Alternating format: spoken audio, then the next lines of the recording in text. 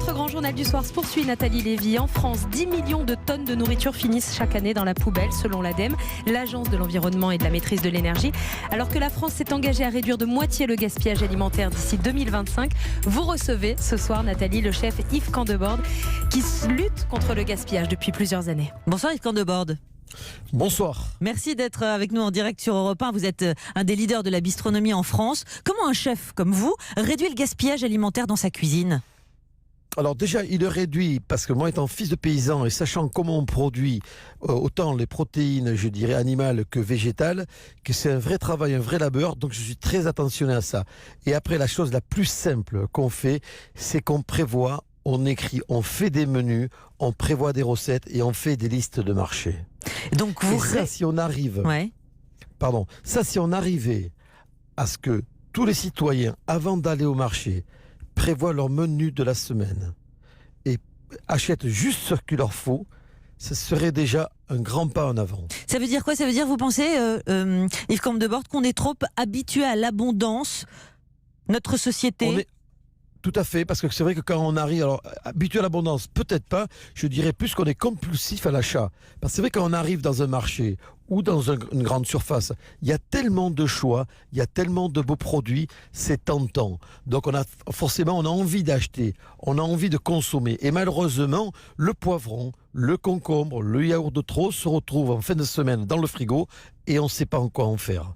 Et là, il y a un gaspillage au quotidien qui est vraiment très important. Alors comment on cuisine les restes, entre guillemets, Yves Candebord, quand on est chez soi, quand on est chez vous, d'ailleurs on revient un peu, j'allais dire, à ce que faisaient nos aïeux, les anciens. Mais vous avez complètement raison, c'est le bon sens paysan.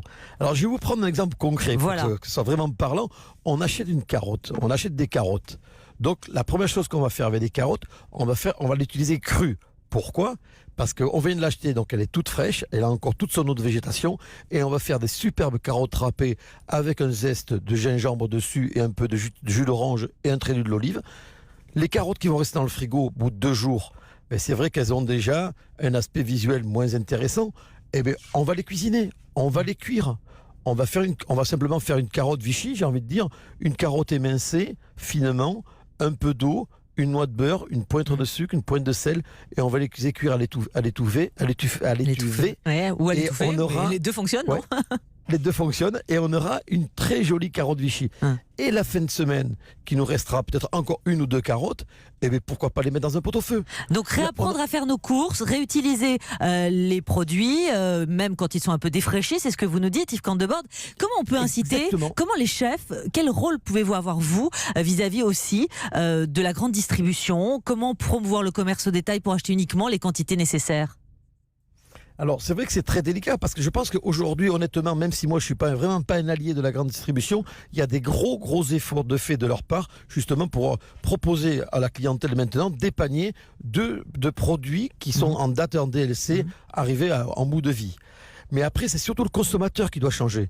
Le consommateur, malheureusement, il est pris dans ces magasins parce qu'on a l'impression de rentrer dans un magasin de jouets. Il y a des couleurs de partout. On a la tentation d'acheter. Et c'est là qu'il ne faut vraiment pas rentrer là-dedans. Alors, il y a les applications pour ne pas rentrer dans les magasins, Yves Candebord, par exemple. Les applications, c'est quand même la tendance déjà aujourd'hui, encore plus demain. Les magasins en ligne qui relient directement le fermier, le pêcheur, le maraîcher au consommateur sans intermédiaire. C'est ça, peut-être, la solution demain pour moins gaspiller ?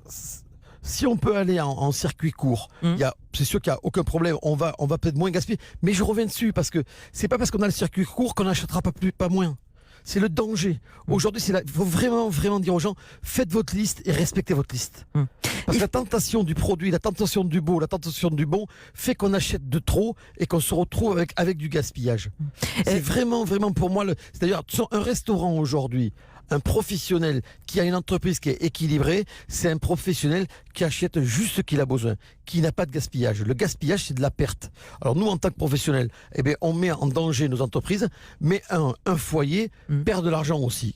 C'est du gaspillage. Yves Candebord, vous l'avez vu, forcément, il y a des grands magasins, il y a des magasins, y compris dans Paris, l'information est tombée là récemment, qui jettent à la poubelle de la nourriture non périmés.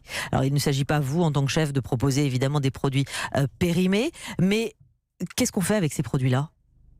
Alors, ce qui se passe, c'est une réalité, c'est que c'est des produits qui sont arrivés pratiquement à 1 jour ou 2 jours de fin de vie par rapport à la DLC, qui sont jetés, parce qu'on l'a vu sur une enquête qu'on avait fait avec d'autres collègues pour la chaîne M6.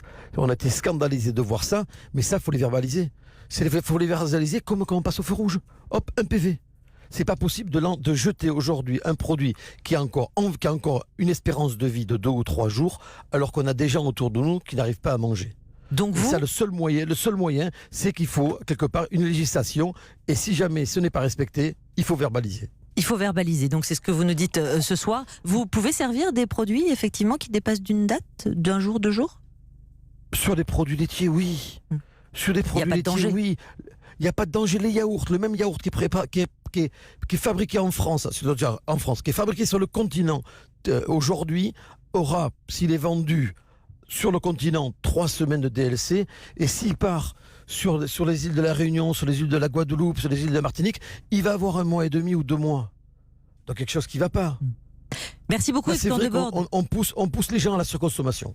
Merci beaucoup, Yves Candebord, d'avoir répondu ce soir à nos questions en direct sur Europe 1. Merci à vous.